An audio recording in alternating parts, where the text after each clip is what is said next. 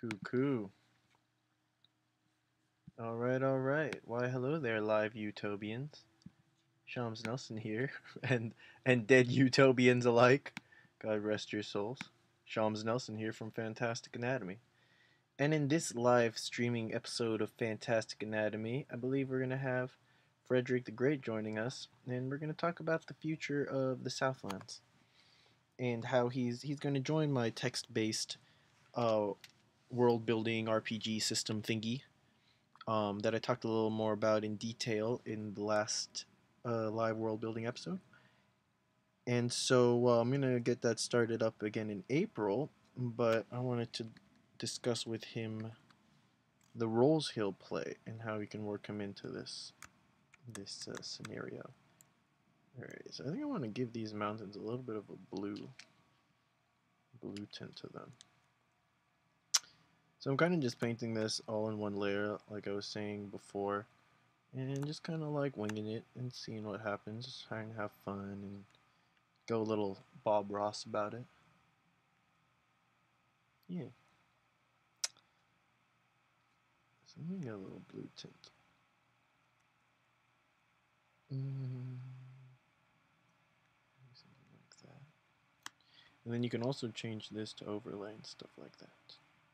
Oh, we have 4 Utopians dwelling amongst us. Yo. Oh, what's up? It's Nimzo, but apparently his name is Hybrid Artist. What a mysterious dude. Yo. How you doing, man? Nah, everything's chilling. I'm pretty tired.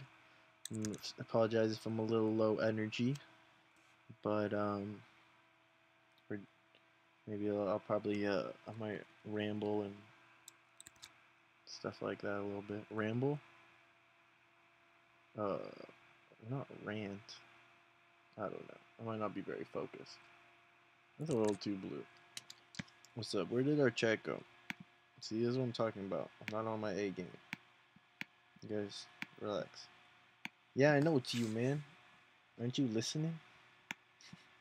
I did a little rebranding. Alright. That's pretty cool. I can appreciate that. Nimzo sounds like, I'm just gonna be super honest here. Here we go. There we go. That's nice. Nimzo sounds like the name of a demon to me. You know, I don't know if you, and I'm not suggesting you do. But I'm a pretty religious person, so, you know, I feel like if you believe demons are real and stuff, don't you want to learn a little bit about them and what the whole deal is? So, they have weird names. And Nimzo sounds like a name that would be like a demonic name. But it also sounds like a cute gnomish name. So, and just like a cool mysterious name. It can go a lot of ways. But maybe it's also with the profile pic is pretty like otherworldly. I'm not having a good. Alright, you know what I need to do there? And then just kind of let's bring it in a little bit. Yeah, mountains tend to have like a purplish feel to them, that's true. Now this is terrible. Let's go to overlay, let's change that back to normal. And forget everything I said about what I said about overlay. The opacity thing on.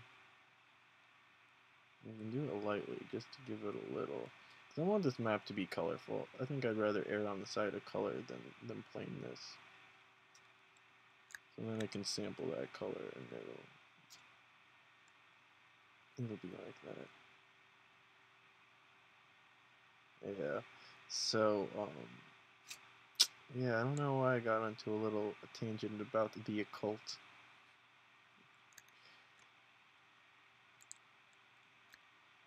I've been watching Dan Carlin's Hardcore History podcast. Not watching, listening to it, and the one most recent, the Celtic Holocaust, and it's pretty interesting, man. He's talking about druids apparently, because the thing about magic. All right, let's get real for a second. I'm talking about magic in RL. That map looks dope. Thanks, dude. I'm kind of inspired by those mountains. I know my mountains aren't quite like yours, but your mountains on your map were like twisty and like they had a lot of character. You guys can check out his YouTube channel. I guess it's called The Hybrid Artist. Yeah, I don't know if you can just probably click his name right there in the chat. and check it out. And he has some map making videos. One of them, I don't know. Do you have multiple map making videos? Or I've seen at least one. It's pretty cool. Or maybe it's a multiple part series. You have to let me know. But you guys should check it out. His mountains have a lot of character. The map in general, it's very like, I don't know if whimsical is the right word. It's got a little whimsy going on. I think that's fair to say. It's like fun, you know what I'm saying?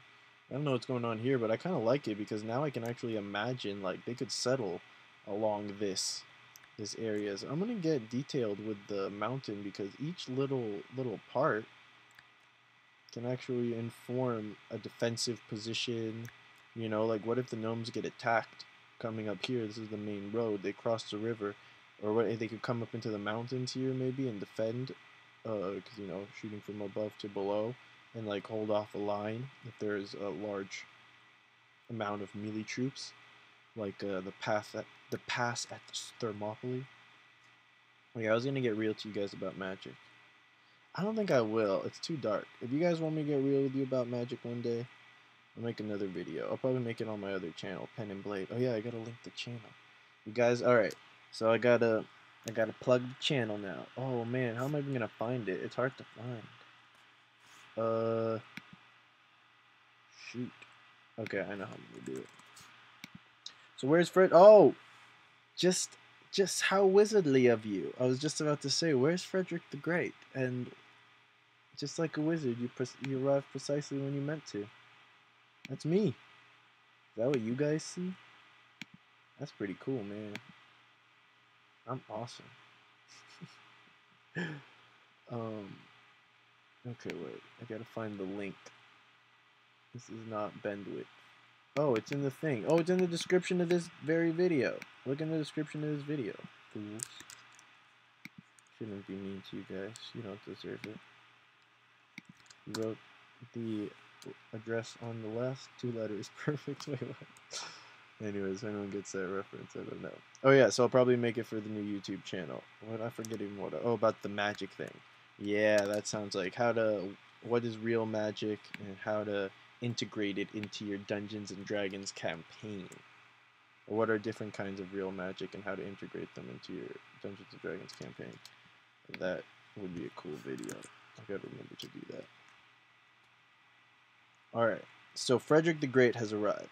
So let us turn to the matter at hand concerning the text-based RPG system. He doesn't know where he is. Are you talking about your character in-game? Your tribe? So last time, let's just review what I did last time. So I'll steer away from the drawing right now so we can focus more on the game. But yeah, I'm liking the mountains. The forest still needs some work, but we'll figure it out. Alright. So this is where we decided that, and let me open the Southlands here. This is where they decided what's it called? The Tabaxi race in the shadows of the Hollow Forest. They're a necromantic tribe. They practice necromancy right over there. And there's only 8 families, so it's very small for now. It's like a small cult. It'll grow. And what I was suggesting is what are they called? Rakasha? No. Rakshasa. You guys know these guys?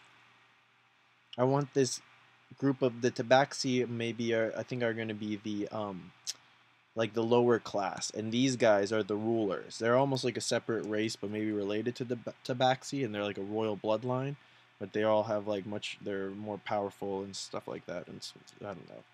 Anyways, because I have another story going on. Well met. No, just me and IRL, I don't know them.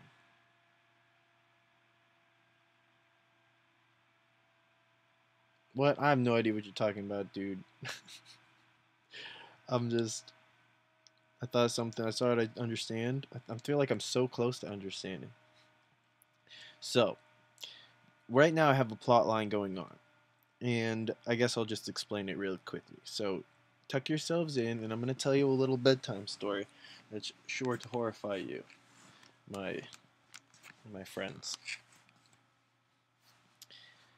There's a place over here now known as the Panther Plateau.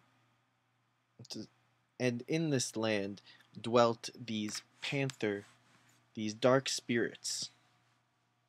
Were they physical beings? Were they from another plane? They were from another plane. But then all along came these moonlings, which were controlled by Jordan, and he decided to settle here. And the moonlings became possessed by these nocturnal spirits. They started becoming one with them and losing their own independence.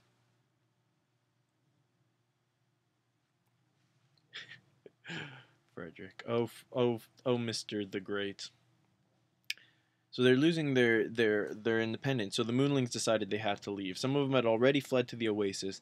The rest who had their sanity left and came down here to the promised land, led by the moon spirit goddess Asana. Alright? These panther guys, they're connected to one of these, I don't forget what he's called. Oh man. Rakashaka, whatever. That guy. If anybody knows what it actually is, just put it in the chat, please, so that I can say it correctly. He's a white an albino panther, Raksha or whatever they're called.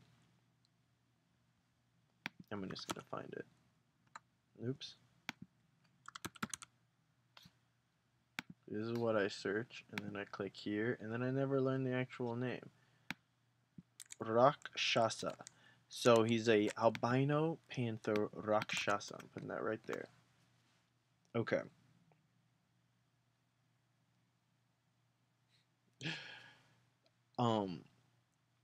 And he's a very powerful and gifted sorcerer, and I'm thinking he came from this tribe and he broke off because some reason, like he wanted to be the leader of the tribe because he was the most powerful. That's what I'm thinking. And he couldn't fight the whole tribe and they disagreed, so he left. And he had contact with these spirits.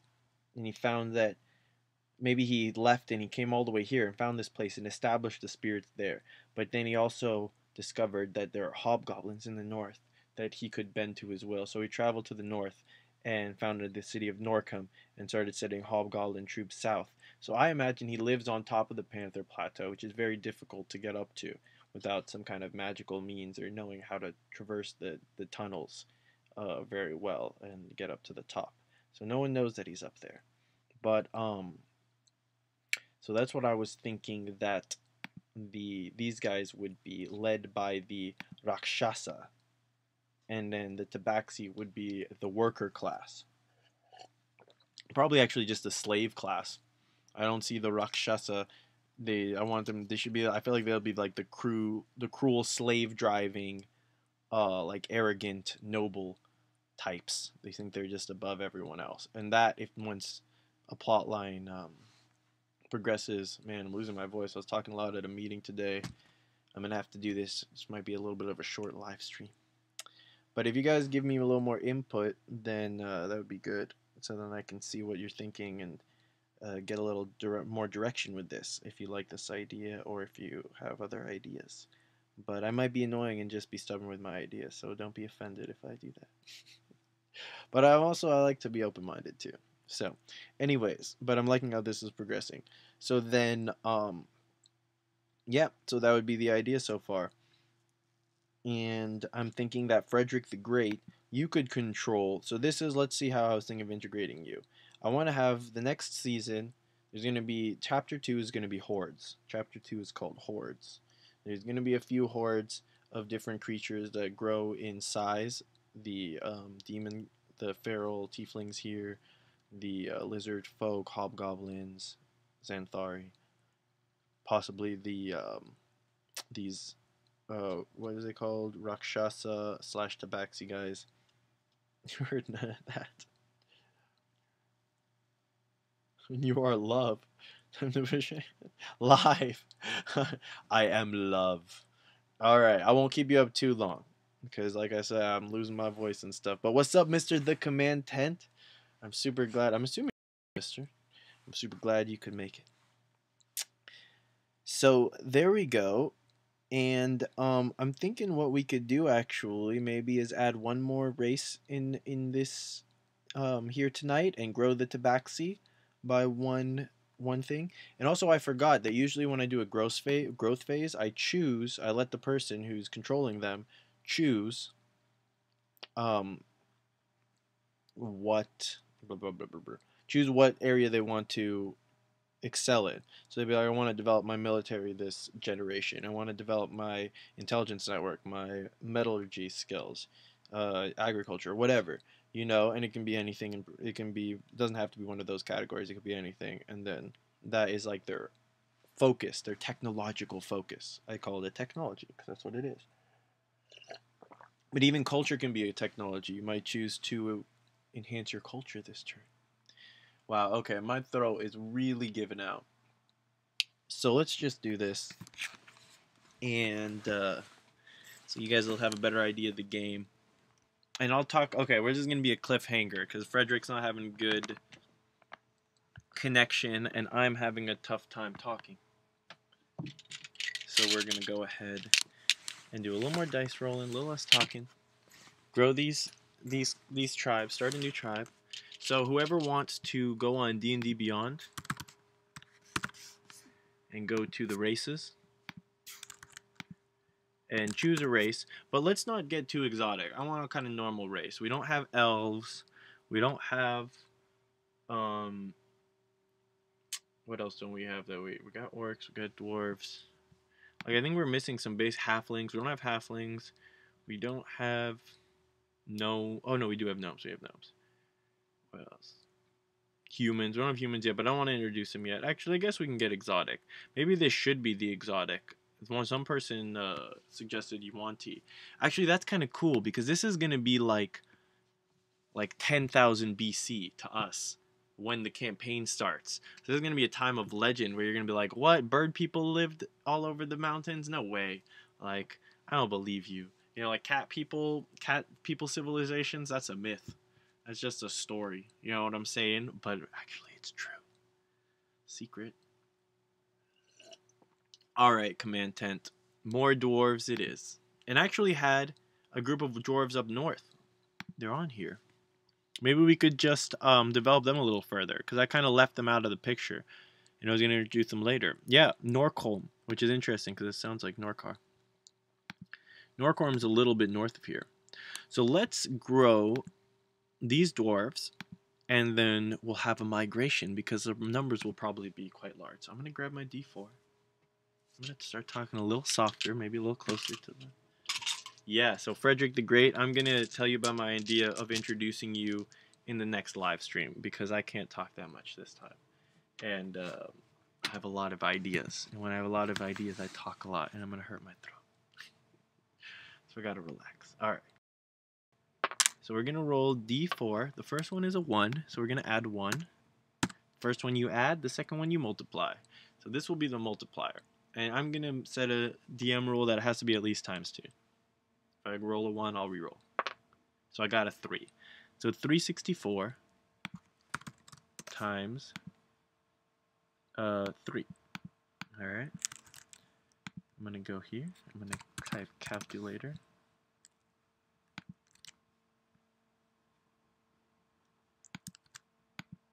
Alright, 364 times... So they got 1,091. 92. Yeah. And Norcolm's up north. So we're going to have them migrate south. And this is interesting because they might start to interact with the Hobgoblin tribes.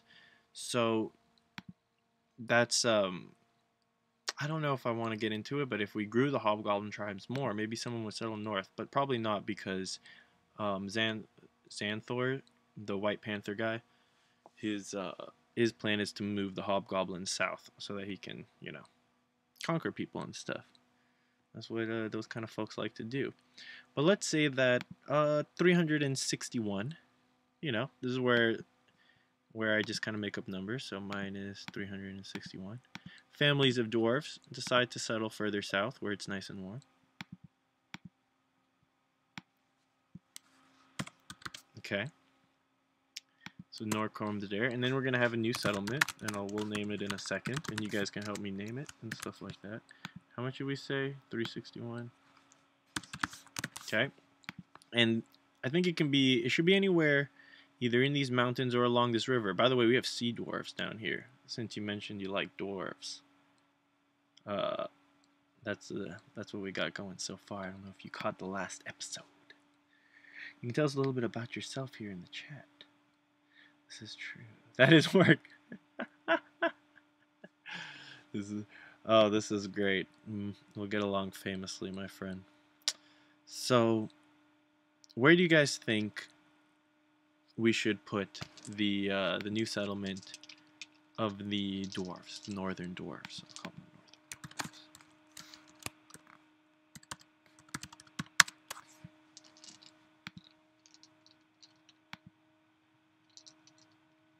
No, I didn't think about that. No, actually, the hobgoblins are basically being led by the White Panther god, Xanthor, who's one of these... Where are these guys that I wrote in the chat earlier? Rakshasa. Like a powerful, very powerful sorcerer. And basically he's been, you know, bringing armies together and stuff. And the hobgoblins are his, are probably the main force of his army. And so he's been, you know, encouraging them to breed and controlling them, and he wants to send them further south because there's not much to conquer in the north. These are all just mountains. And if you're going to conquer folks, you know, he's aware that there are peeps over here with his, yeah, he's got remote viewing kind of powers, telepathic or maybe even traveling instantly. I don't know what his powers are exactly yet. But it could be interesting because I could imagine the dwarves just don't like hobgoblins because they're warlike, and I feel like dwarves are also, they kind of like to fight, so they might look for an excuse to have some tassels, what? Some you know, to fight some hobgoblins. Sounds like fun. What else are you gonna do on a slow dwarvish weekend? So I'm gonna say let's put them right there at the very top of the thing. I'll just put a dot there.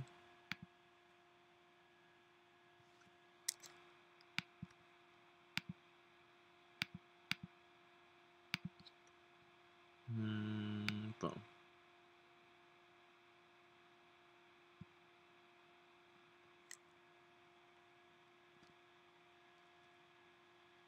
Just mountain dwarves, what do you mean? I'm confused.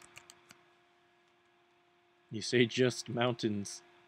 Dwarves say, oh, just mountains. Yeah, exactly. That's why I had these dwarves like way up in the mountains. I'm like, that's where they live. They like that.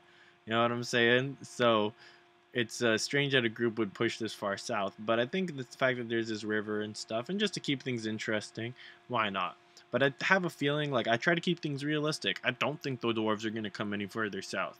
But if anyone pushes north to the bottom of these mountains, they might interact with this great dwarvish nation that's kind of just mostly underground and hasn't, you know, interacted with the world and doesn't really feel a need to.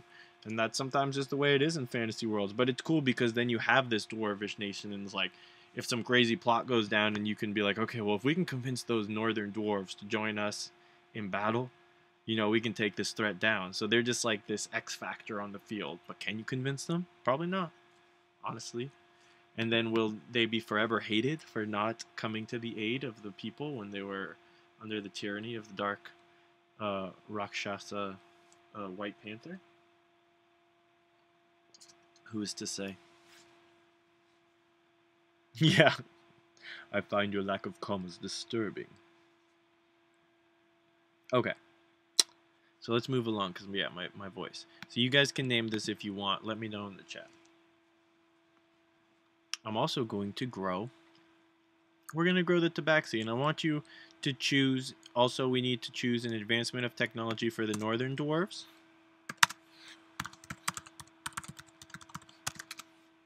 Okay, and we also need to choose one for the tabaxi. They already have level 1 magic. Actually, I'm going to go ahead and make an executive decision. We're going level 2 magic because their necromancy needs to be on point. That's what they're all about. So they got level 2 necromancy. We got a +1. Oh, and that's right. We're only giving them the plus. We're not giving them the multipliers. Alright? They're going to grow slowly for now. I'm thinking for now, these are all Rakshasa. The Tabaxi slave race has not yet been created. The Rakshasa are the purebloods. They're going to use their own DNA to create a form of less advanced, but they're still like equal to humans, but like Rakshasa are just above humans, you know. They're humans. So they create a slave race called the Tabaxi, and they are what's it called? But that hasn't happened yet. So we just given them a +1, and we're increasing their necromancy to level 2. Things go a little slow in the beginning, but as you can see, when you get to larger numbers and you multiply, things advance quite quickly. And like I said in the other episode, I think this is true of civilizations in general. So I'm gonna sign off soon. For this health of my voice. But can my dude be an elf? Yeah, I guess so. Fredrick's just a weird name for an elf.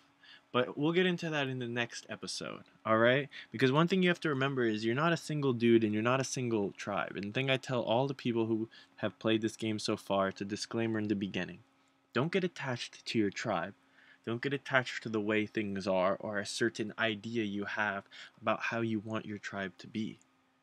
Because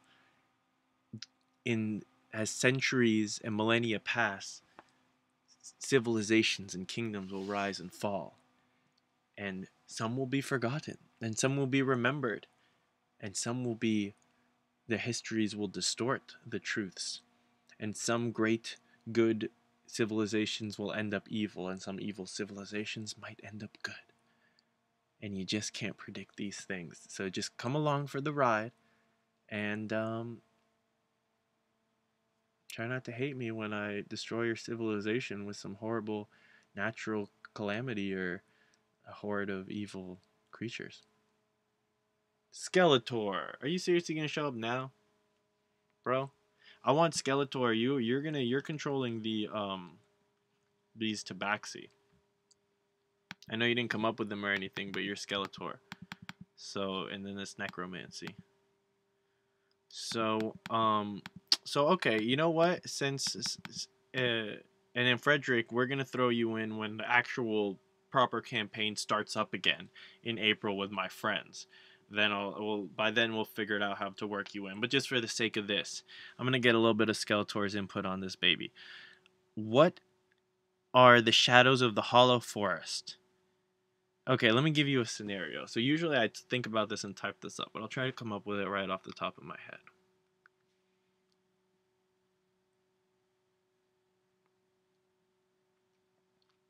The Tabaxi have been capturing lizard folk. Oh, this is hard coming up off the top of my head. I don't want to do, because I like to be realistic. Okay, you know what? I'm not going to do it yet. No problem, Skeletor. Next time, you let me know. Okay, whenever, I'll live stream next time when Skeletor and Fredrick the Great can be there. So Skeletor, you can figure out what the Tabaxi's next move is going to be. Alright, I'm going to present you with a scenario as if it's the text-based thing, but I'll verbalize it. Maybe I'll even write it out and read it to you. And then you'll kind of get an idea of how this works. And then with Fredrick, I think you're going to play 2 parts. And just to give you a little sneak preview, I kind of want you to play one of the villainous NPC races for the hordes, you know, like maybe the lizard folk.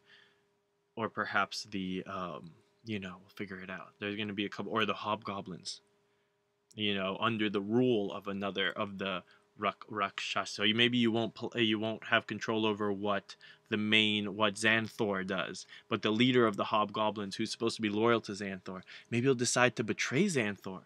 What a twist! You know what I'm saying? But then you'll have to play as a villain. Exactly. Ooh. All right. Excellent. And then I'm thinking after that, because maybe not. Maybe you'll be victorious, and a dark rain shall fall over the Southlands. But if they are defeated by the other player characters, then I was thinking in the next, in the next chapter, chapter 3, you would start as the mercenary captain, as I think I briefly talked about that before. And I'll get into more details about that later. All right, everyone. So glad you could join us. Oh, wait. Khalija Hessig. What's up? Oh, dang. All right, I got to give a shout out to you. Is that all you said? Sorry, I almost missed it, man. Sad times. Alright, look. This is really cool. I actually feel like I'm hanging out with my homies, which is really neat. And I hope more homies will join. Maybe not too many homies, because then it'll be like, what? Oh my gosh. But it could be cool. We'll figure it out. Alright, y'all. So until next time, I guess. Peace, God bless, and stay fantastic, everyone. But for real, stay fantastic. I'm going to take one last look at this. And I'm going to say my sign off again. I just feel like it. When it's live, I feel weird because I'm like, oh man, these are live humans. Like it's like I'm just like we're like hanging out in a room, and then all of a sudden I'm like, all right, peace out, guys. Just like walk out. Like, wait, he was just here like 10 seconds ago, and then he said this weird sign off, and then he walked out of the room. It's really like an awkward way. I try to treat people on the internet like I would. If someone leaves a comment on a video, it's like they said something to me, so I'm not just gonna not say anything back. You know, at least give them a thumbs up if that's all I would do in real life. If they said what they said, and I'd be like, thumbs up, man, whatever. Or thumbs down. I don't think I've ever had to give a thumbs down. I'm not too easily offended. Alright, yep. So, that's it. I hate to leave with 11 homies just chilling in the chat, but what you gotta do, you gotta take care of your health first, my friends. And I can't seem to stop talking. Alright, for real this time. Peace, God bless, and stay fantastic, everyone.